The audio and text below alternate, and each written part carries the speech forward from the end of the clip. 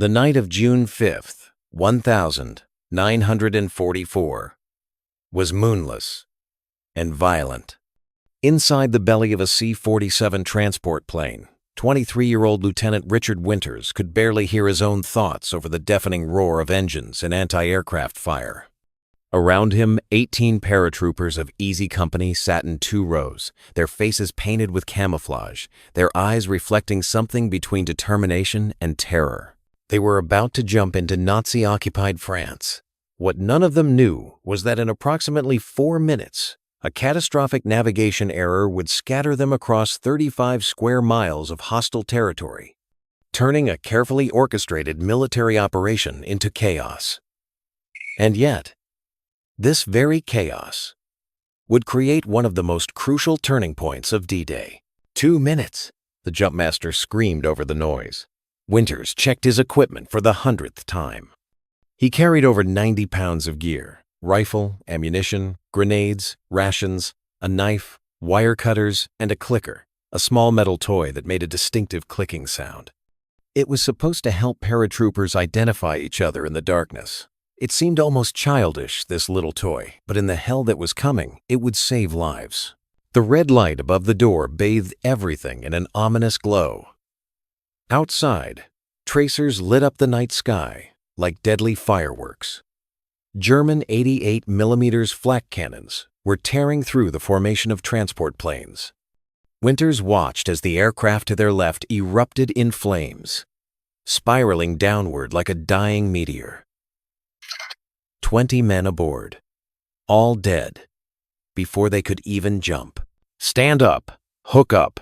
The paratroopers rose as one, connecting their static lines to the cable running along the ceiling. Each man checked the equipment of the man in front of him. This ritual, practiced thousands of times, was now performed with trembling hands and tight throats. Private Albert Blythe, just 19 years old, was shaking so badly his equipment rattled. Winters caught his eye and nodded.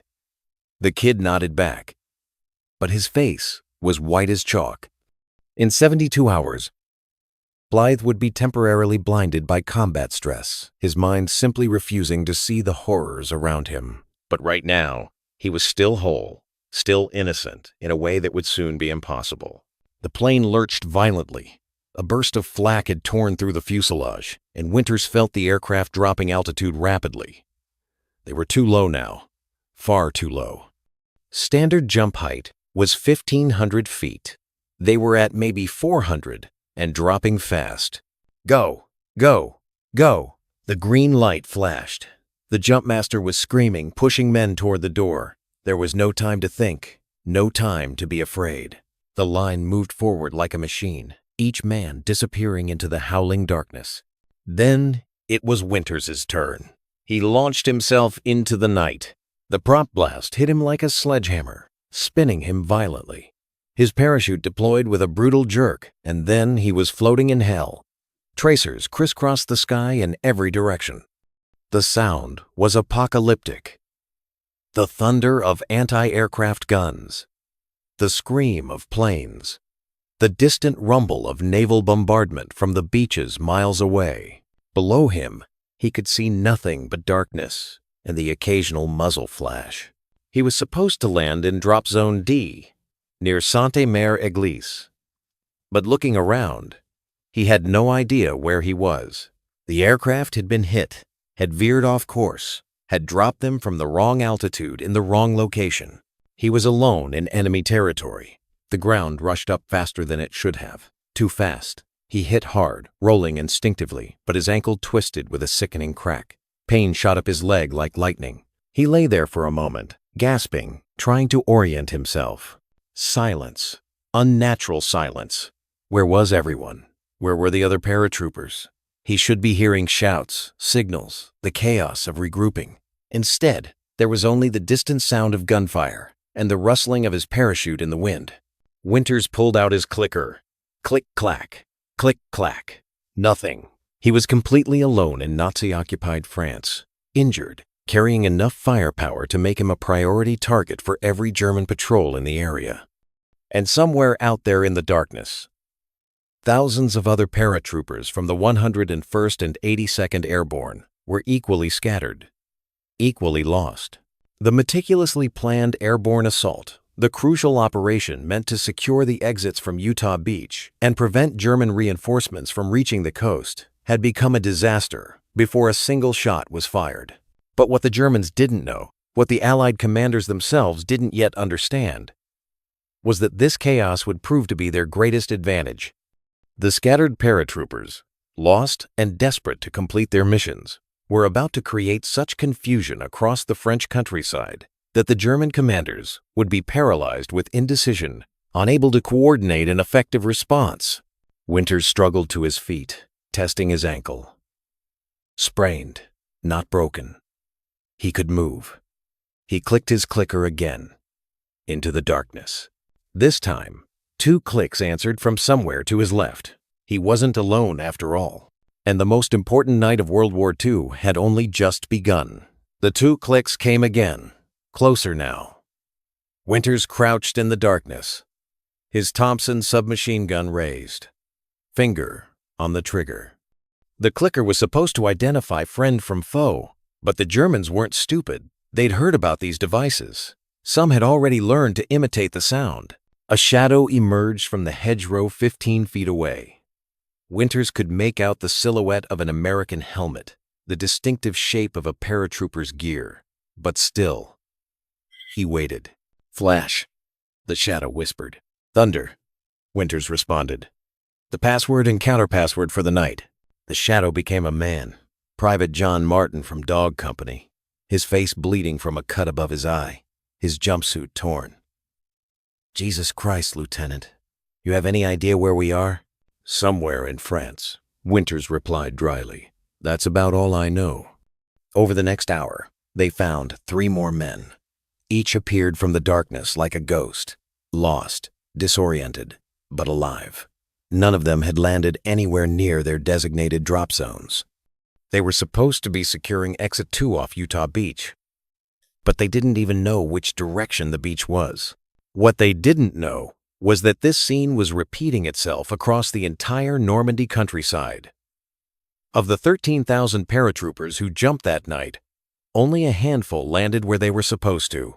Some men drowned in flooded fields that the Germans had deliberately inundated, weighed down by their equipment, unable to escape. Others landed directly in German positions and were killed before they could even cut free from their parachutes.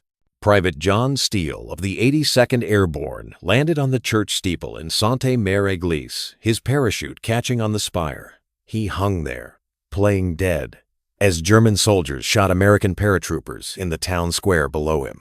He watched his friends die, helpless, suspended 40 feet in the air, expecting a bullet at any moment.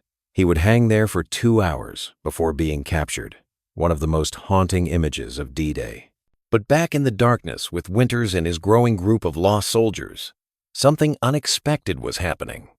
These men, separated from their units and unable to complete their assigned missions, began improvising, and in doing so, they accidentally executed the most effective guerrilla campaign of the war. There, one of the men whispered, pointing toward a road barely visible through the hedgerows. A column of German trucks was moving south, headlights blazing. They were heading toward the beaches, toward the Allied landing sites. They had to be stopped.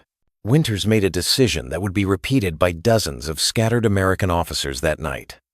They couldn't complete their original mission, so they'd create a new one. They'd attack anything German they could find. Set up here, he whispered. Wait until the last truck passes, then hit them all at once. 5 men with rifles and 1 submachine gun against a column of German trucks carrying perhaps 50 soldiers. It was insane. It was desperate. It was exactly what needed to happen.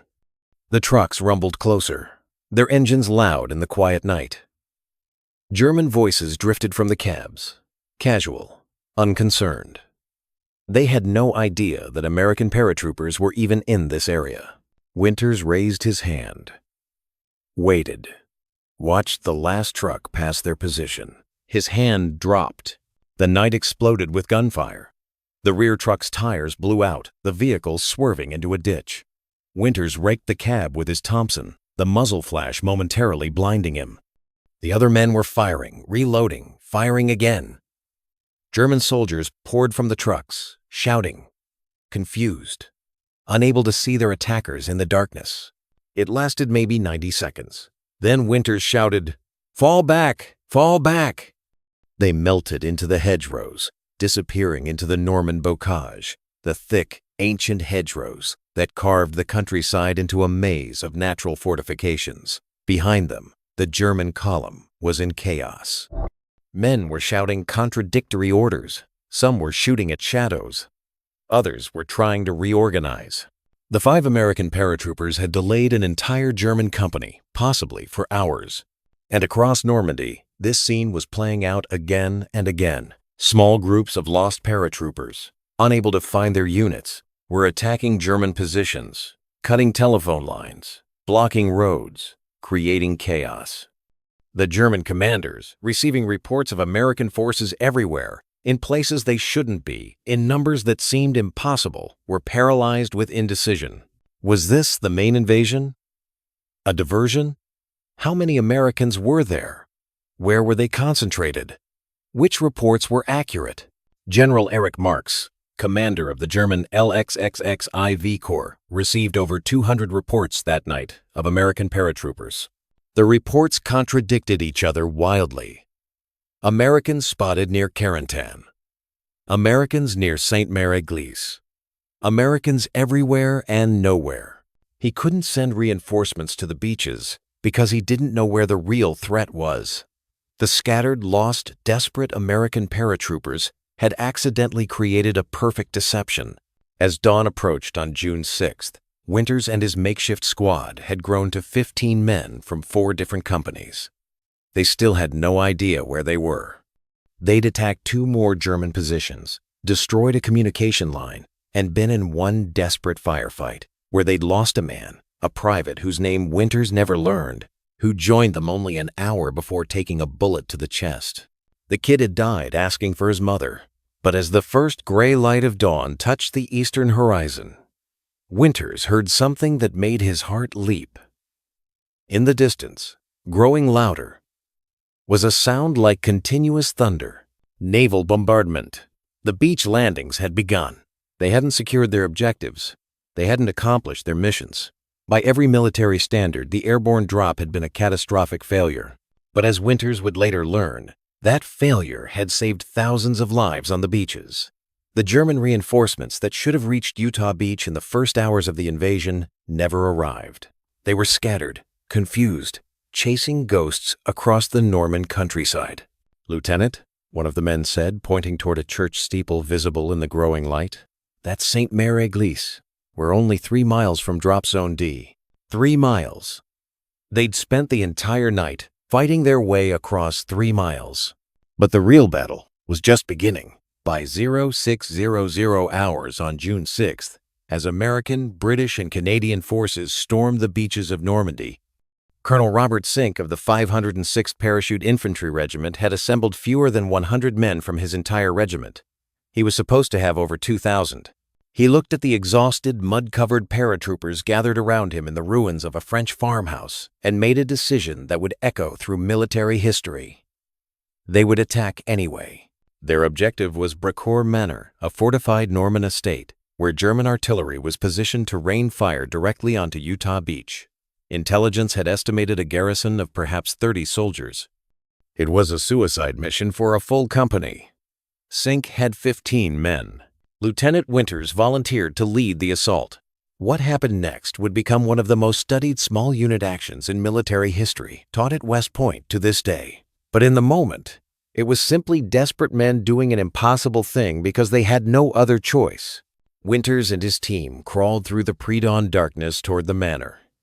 They could hear the German artillery firing, each boom marking another shell screaming toward the men struggling to survive on the beach. His brother soldiers, dying while he listened.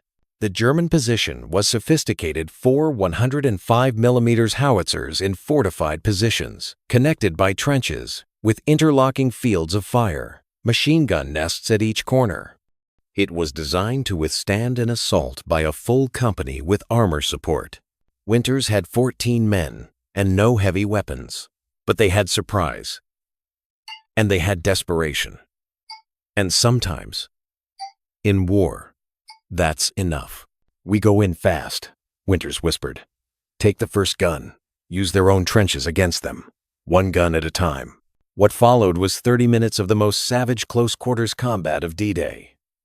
Winters led his men directly into the first gun position. Grenades flying, guns blazing. The Germans, shocked by the audacity of the attack, fell back to the second position. The Americans followed them through the trenches, fighting hand-to-hand in some places, the narrow earthen corridors becoming charnel houses. Private John McGrath was shot 3 times, taking the second gun position. He kept fighting, kept advancing, until he collapsed from blood loss. He would survive, barely, evacuated off the beach he'd helped save 3 days later. The Germans began to realize how small the attacking force was. They counterattacked with everything they had. For a moment, Winters' men were pinned down, caught between 2 gun positions, being hit from 3 sides. This was where they would die, Winters thought. This was where it would end. Then, from the hedgerow behind them, came the distinctive bark of a Browning automatic rifle. Then, another. Then, the sharp crack of M1 Garands. Reinforcements. Lieutenant Ronald Spears had arrived with another 12 men from different companies, different platoons, all lost, all looking for their units, all drawn by the sound of gunfire. The tide turned. By 0730 hours, all 4 artillery pieces were destroyed or captured. The Germans who survived were retreating across the fields. Winters' force had suffered 4 casualties. They'd killed or wounded approximately 50 German soldiers and silenced the artillery that had been designated to devastate Utah Beach. 15 men had accomplished what was supposed to require a company of 100. But here's what makes this story truly remarkable, and what military historians argue changed the entire course of D-Day. Winters' attack at Brecourt Manor wasn't unique. It was happening everywhere. At La Barquette, 18 scattered paratroopers seized a crucial bridge and held it against German counterattacks for 6 hours, preventing an entire panzer division from reaching the beaches.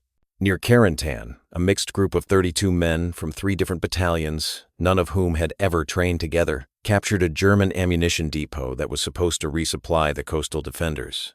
At Chef Dupont, 11 men held a bridge against an entire German company for 4 hours, long enough for reinforcements to arrive from the beach. These weren't the planned operations. These were acts of improvisation by lost, scared, exhausted men who couldn't find their units and decided to fight anyway. They were outnumbered in every engagement. They succeeded because the Germans couldn't understand what was happening. German General Wilhelm Falley, commander of the 91st Air Landing Division, was killed in his staff car that morning by a group of 4 lost American paratroopers who stumbled into his convoy by accident. He was the highest-ranking German officer killed on D-Day. His death threw his entire division into confusion at the critical moment when they were supposed to be coordinating the counterattack against Utah Beach. By mid-morning, as Winters and his men dug in around Brecourt Manor, the situation was becoming clear to Allied commanders. The airborne drop, which had seemed like a catastrophic failure in the first hours, had actually succeeded beyond anyone's wildest expectations. Not because it went according to plan, but because it didn't. The scattered, disorganized chaos of thousands of lost paratroopers had created such confusion and disruption across Normandy that the German response had been paralyzed. Reinforcements that should have reached the beaches in hours took days. Communication lines were cut. Command structures were disrupted. German units were fighting small, scattered engagements across the entire region instead of mounting a coordinated counterattack. Major General Maxwell Taylor, commander of the 101st Airborne, would later say that the mission accomplished itself through magnificent chaos. But the cost was staggering. Of the 13,000 paratroopers who jumped that night, 1,500 were casualties in the first 24 hours. Many were killed before they even hit the ground. Others drowned in the flooded fields, trapped by their own equipment. Some were captured and executed by SS units, who didn't take paratroopers prisoner. The survivors, men like Winters and his makeshift band of brothers, had written their names in history. They'd accomplished the impossible, not through superior planning or overwhelming force, but through sheer stubborn refusal to quit, even when everything had gone wrong. As the sun climbed higher on that June morning, Winters sat on the edge of a captured German trench, looking out over the Norman countryside. In the distance, he could see smoke rising from the beaches. Closer, the fields were littered with the white silk of parachutes that would never be recovered, marking the places where men had died. His men were exhausted, filthy, some wounded, all running on adrenaline and determination. They'd been awake for over 30 hours. They'd jumped into hell, survived it, and won a battle they should have lost. And the day wasn't even half over. "Lieutenant," one of the men called, "battalion radio is working. They want us to move on Carentan. They need the causeway secured before nightfall." Winters laughed, a sound with no humor in it. "Of course they do." He stood up, wincing at his still swollen ankle, and looked at his men. These men, who'd been strangers 12 hours ago, were now bonded in a way that people who've never been to war can never understand. They'd seen each other at their worst and their best. They'd kept each other alive. "All right, boys," Winters said. "Let's go save the world again." They moved out, disappearing into the hedgerows, just another small group of lost paratroopers becoming legends. By nightfall on June 6th, 1944, the impossible had happened. The Allied forces had established a foothold on all 5 beaches. Utah Beach, which military planners had feared would become a killing ground, had the lightest casualties of all, fewer than 200 killed or wounded. Omaha Beach, by comparison, had suffered over 2,000 casualties. The difference? The airborne drop, but the true scale of what those scattered paratroopers had accomplished wouldn't become clear for days, weeks, even years afterward. And some of it would remain hidden for decades, buried in classified reports and the fading memories of men who rarely spoke about what they'd done. Lieutenant Winters and his group reached Carentan 2 days later. They'd been fighting almost continuously, snatching sleep in hedgerows and abandoned buildings, eating whatever they could find. Winters had long since lost count of the firefights they'd been in. His ankle was swollen to twice its normal size. He couldn't remember the last time he'd had a full canteen of water. But they were alive. And against all odds, they were winning. The battle for Carentan was brutal. The city was a crucial crossroads connecting Utah and Omaha beaches. If the Germans held it, they could drive a wedge between the Allied landing zones. If the Americans took it, the beachhead would be secured. What followed was 3 days of street by street, house by house fighting. The Germans, finally organized and coordinated after the chaos of D-Day, fought with desperate ferocity. They knew that losing Carentan meant losing Normandy, and losing Normandy meant losing France, and losing France meant losing the war. On June 12th, 6 days after D-Day, Winters found himself leading another attack that should have been impossible. His company, now finally reunited and reinforced, was tasked with taking a fortified manor house that controlled the approach to the city center. Intelligence reported a platoon of SS troops inside, battle-hardened veterans who'd fought on the Eastern Front. The attack began at dawn. It should have been a slaughter. The SS troops had every advantage position, fortification, fields of fire. But they'd made one crucial mistake. They'd underestimated the Americans. These weren't the same soldiers who jumped into Normandy 6 days ago. These men had been forged in fire. They'd survived the impossible night drop, fought outnumbered and outgunned, and won battles they should have lost. They'd learned that the impossible was just another mission objective.